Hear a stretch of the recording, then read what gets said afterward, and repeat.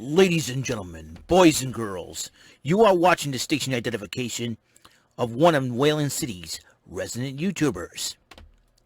Live in the basement. This is not MTV's remote control. And he is not Ken Ober. God rest Ken Ober's soul. This is WEML-TV, Channel 77. And now here's your host, New Bedford, Massachusetts' own, Mr. Eric M. Lima. Thank you very much, Mr. Announcer. You heard him. You heard my personal announcer saying, "Hey, this is WEML TV Channel 77. This is my channel, and I am the host, Eric Lima. How's it going, everybody?" And first and foremost, I want to do something really cool. Give another shout out, and like I said, another birthday shout out to Jordan Little. I want to make sure I wish him a happy birthday because today's his birthday. And also, I want to give a shout out to Rapid Revolt. Rapid Revolt inviting me to watch SummerSlam with them at AMC Theater in the Dartmouth Mall. So I politely said, no thanks. I got Peacock. Not only that, the theater has gotten way too expensive, and I want to save my money. And the third reason why I didn't want to go, because I want to stay away from that mall on my day off. And he says, you know what? I don't blame you. But thanks for the shout out. So I'm giving you another shout out, Rapid Revolt, just for being nice and for being understanding. Thank you, Rapid Revolt. One day we will get together somehow. We will get together. You know, we got to find some way. Got to find some way, man. We will get together. I know it's been tough with the pandemic and everything else going on and all that crap, and we're trying to beat this thing. And it is, you know, a lot of people's attitudes of being not wanting to get vaccinated and all that makes it very, very tough. And even though Charlie Baker, the governor Charlie Baker, has no intentions of increasing the mask mandates or reinstating them, so to speak, a lot of businesses can make decisions on their own. But you know, like I said, I'm prepared just in case. Even though I got vaccinated. Got the mask. I've always been washing my hands, getting socially distanced from everybody. I'm good. So can't afford to be lax. We gotta be smart just in case, though. So we'll see what happens. See what happens there. And you know, and Von Baskin made a comment. And before I get to the Impact Event Center for the 29th of this month, here's the crazy part. He said that the Pinnacle and the Elite should join forces. And I said that, I commented that their egos won't do it. I'll tell you one thing. If you put the Pinnacle and the Elite joining forces, the egos of Maxwell Jacob Friedman and Kenny Omega will make that alliance explode a lot bigger than Big Show's butt after eating Eddie Guerrero's tainted burritos back in 2004. That's how bad that alliance will be. It will explode bigger than that. Trust me on that. So that is you do not want to team those two factions up. It will be bad news. But then again, it could be, you know, other teams can take advantage of it and take the titles away from Kenny Omega. That could be the only way. I don't know. You know, well that you can play right there in MJF's hands. Who knows for sure? Craziness has even happened before. But like I said, once again, if you put those two egos together of Friedman and Omega, like I said, they'll make that alliance explode bigger than Big Show's butt after Eddie Guerrero gave him tainted burritos back in 2004. That's all I got to say on that one. All right. So GM Miller interviews Scott D'Amore because he says he has something planned for Impact. But then D'Amore is just like, you know, got a lot of stuff I can't tell you and everything else. Tommy Dreamer interrupts Scott D'Amore. He said, you know, we got to do something about this number one contendership. Who's going to face Omega? They decided on a battle royal. So, but then he says, well, what about the other matches and all that? He said, you know what? Let me do business on the phone here. You call the shots. So he let Tommy Dreamer run things. The Good Brothers in a tag match, that's Luke Gallows and Carl Anderson, Doc Gallows and Carl Anderson, to go up against Chris Bay and Jay White of the Bullet Club, and the Good Brothers did win the match. Fire and Flavor cut a promo about losing the Knockouts tag team titles, claiming that they'll get them back. But Falaba interrupted and asked Tasha Steelz to be his partner for the homecoming tournament, and Tasha Steelz accepted because there ain't no dance things in tournament. So, and Kiera Hogan doesn't seem too happy about it. So, then Caleb with a K, or Caleb Conley, let's get it straight, went one-on-one with Taylor Wilde, and Caleb Conley's boneheaded plays, including boneheaded mistakes, along with Tennille Dashwood, trying to help him, did not pay dividends, as Taylor Wilde did pick up the victory over Caleb with a K, or Caleb Conley. So, and then Bay and White were discussing about how their loss to the Good Brothers said, we got to do something. And Josh Alexander did cut a promo about wanting competition, so Scott D'Amore came up to Josh Alexander and said, hey, I know you want a match, so at Homecoming, it'll be you versus DK's Black Taurus for the X Division Championship at Homecoming. So that's going to be a heck of a matchup. Gia Miller interviewed Deonna Purrazzo, who had the Invicta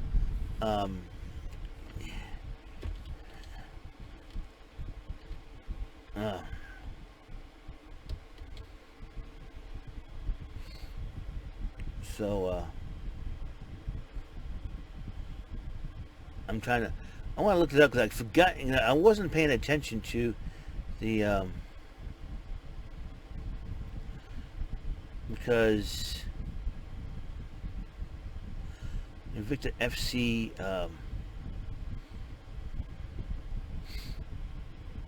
let's see, Impact Wrestling. I didn't look that up. I forgot the fighter's name that was talking to Deonna Purrazzo.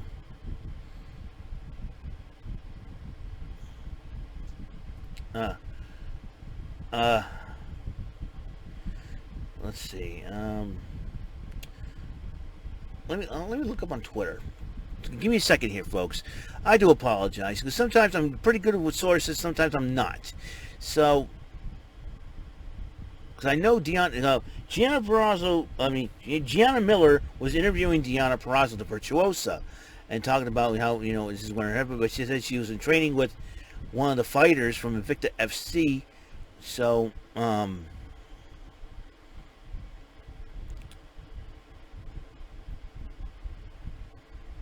and let's see what Francie liked my reply. Good. And Toronto is just beat the crap out of the Red Sox 13-1. Oh my gosh. Oh my gosh. And this is Russell Westbrook has gone to the Lakers. We are in trouble. Oh boy. Oh boy. Oh boy. Oh boy. Oh boy. Oh boy. We're in trouble, folks. We are in deep trouble now.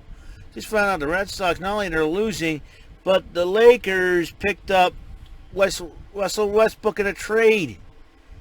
Are you freaking kidding me? I'm seeing this on freaking Twitter, man. Oh my gosh.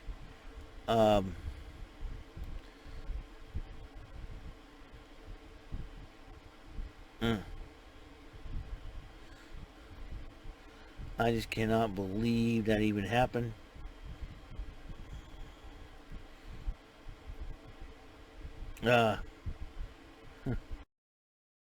All right. So here we go. So far, we have a lot of... the homecoming tournament, we have a lot of question marks here. So Hernandez and Alicia from Swingers Palace will team up against Deonna Purrazzo and a partner, while P. Williams and Jordan Grace go up against Not Cardona and Chelsea Green. That'll be a heck of a matchup. Tommy Dreamer and Rachel Ellering faces Brian Myers and a partner to be named. So far, only 2 matches don't have question marks. Would be the Cardona and Green and P. Williams and Jordan Grace, while Crazy Steve and Rosemary of Decay team up against Fala Ba and Tasha Steeles. That'll be something else. And who is Deanna Perrazzo's partner? So, I'm trying to find out what's going on here. And I'm still trying to look at freaking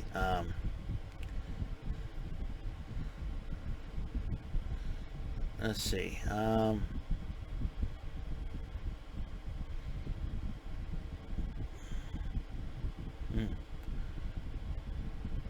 So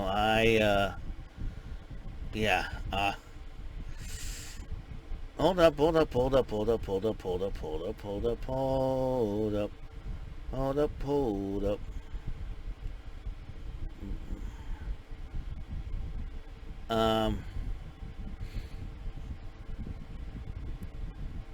Let's see.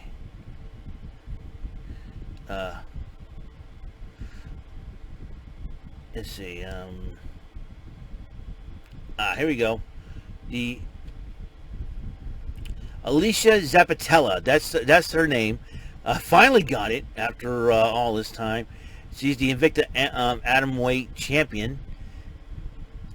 Atomweight world champion. So she was Alicia Zappatella training with Deanna Perrazzo. So that's a huge. That could help her. 8-man tag match. No Way Jose, but he's known as No Way. Fala Ba and Finn Juice go up against Ace Austin, Madman Fulton, Shira, and Rohit Raju. Finn Juice, Fala Ba, and No Way did pick up the victory. And Gia Miller interviewed Don Callis and Kenny Omega. And Dreamer interrupts Omega about the Battle Royal and said, hey, at the next pay-per-view after Homecoming, you'll defend that title against the number 1 contender of that Battle Royal. I forget the name of the pay-per-view he just mentioned. So, Drama King, the former Aiden English, will be making his Impact debut soon. And Finn Juice was cutting a promo, and they were talking about getting the titles back from the Good Brothers, but Chris Bay and Jay White attacked them. So it looks like Jay White and Finley are not done with each other by a long shot, ladies and gents. Omega and the Callis and the Good Brothers, the headmasters of the Elite, shall we say, were heading to the ring, and then they were cutting a promo about how they're the best and all that. And then Sami Callihan interrupted them, says, you know what, I'm not done with you by a long shot. I'm going to win that Battle Royal, and I'm coming after you once again. So, but as Sami Callihan was talking about who they're going to face, Frankie Kazarian came back to his old stomping grounds to follow. He is the Elite Hunter, and he attacked all 3 members while Sami Callihan with a bat. And you know how Sami Callihan is. He's like the new Stone Cold Steve Austin on the whole stinking thing. So, the Dreamer talks to Callihan and Kazarian about who the partner, who they're, says, I need you, a 6-man tag. Says, who you got as the third partner? He whispered the partner to him. He says, he's not going to go for it. So, we don't know who he's talking about. And there's Su Yung and Kimberly. Now, Kimberly with a brand new look. Says, my time has come. Seems like Su Yung and Kimberly may be going after those Knockouts tag team titles too, maybe?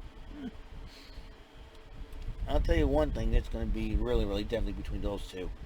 Brian Myers and Sam Beal decided to cut a promo about so he tried to call Beulah, and Sam Beal gave him the wrong number. And said, that 900 line's been dead for years. Oh, I know who to call. He called Francine. Francine's still looking gorgeous, still looking hot. He said, you call Beulah? You have to Tennille Dashwood dump you call Beulah? I should be the first one you should call. Brian Myers, you freaking bonehead. Had you called Francine first, she would have accepted your offer. But no, you freaking boneheaded moron. You decided to call her third. No, if I needed a manager, I would. If I was a wrestler and I needed a manager, Francine would be at the top of my list because she's still freaking hot at her age. Trust me on this one. But Brian Myers, you're a freaking bonehead. You are a bonehead. Bonehead play. If you want to talk about all-time bonehead plays, that was it. You did a boneheaded play. You should have called Francine first, you idiot. Brian Myers is an idiot. A stupid idiot. He just made the list. That's all I got to say on that one. Willie Mack and Rich Swann faced the VB Violent by Design team of Cody Deaner and Rhino, and Swann and Mack did pick up the victory over the former Impact Tag Team Champions. So they're one step closer from when I thought VBD was still champions. I forgot. So at Swingers Palace, they had Matt Cardona and Chelsea Green in there talking about the odds of winning the tournament. And they were interrupted by Jordan Grace and Petey Williams talking about the odds. And then W. Morrissey decided to send a message to Alicia. It says, when I get done with your husband, he's not going to come home to you safe and sound. And Gia Miller interviewed Eddie Edwards, and Eddie Edwards goes, that's fine, because you and I are going to go at it. And Dreamer interrupts Eddie Edwards to say, I need you in that six-man tag with Sammy Callahan. I know I can't trust Sammy, but you know what? I can trust you. You got my back. We'll do it. Frankie Kazarian. So Eddie Edwards was the third man that Tommy Dreamer had in mind to face Omega and the Good Brothers. So see what happens there. Chris Sabin went one-on-one with Moose for the main event. Moose did win the matchup, but Sabin was not going to give up and decided to attack Moose once again. We'll find out what's going on there. Once again, if they're going to go at it at Homecoming. So that is all the time I have here on the show. It's my last video for the night as I prepare myself and as I prepare myself for tomorrow. And like I said, once again, I appreciate Rapid Revolt for responding to my answer, and she said I don't blame you, and I do appreciate that. So that's great. I want to give a shout out to Francine for liking my let's see, two likes. Yep. So yeah, so Francine, thank you very much. That was too funny. So you were to look up all-time bonehead plays. If you were to look up all-time bonehead plays. All-time bonehead plays. Brian Myers, you just made the biggest boneheaded play ever. Again, Rapid Revolt, thank you for understanding, and to you, Francine, thank you for liking my tweet. Very honored. Very honored for liking my tweet. So really, really cool of you to do that. Had a lot of fun. So I will see you on the next episode 424 of the show. And what's going to happen next? Tomorrow is Dice Flinging Friday. Remember, I played two because there's one dice high rollers, big numbers for high rollers, big numbers for $10,000. The other for $25,000. So, and we're right near the nitty gritty of the weekend. And I don't know what to do for Saturday Superstar Arcades. Actually, I'm thinking about showing off my skills playing Streets of Rage 4 with all the new DLC characters I just picked up, and with the DLC pack I just have, and we're gonna have a little bit of fun with that, and then that could be it. So I will see you guys later on the next episode, possibly another Roding Up episode. Until that episode comes up, until the next episode, I should say. Peace, love, and bless out.